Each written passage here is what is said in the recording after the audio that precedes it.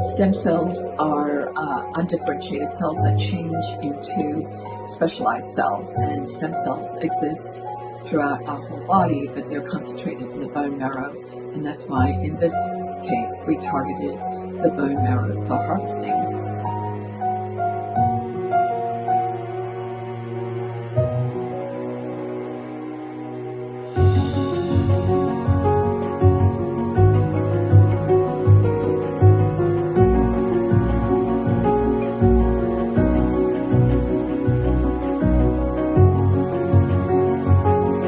And then we place them into damaged joints and tissue for repairing, and we can inject it into tendons and ligaments.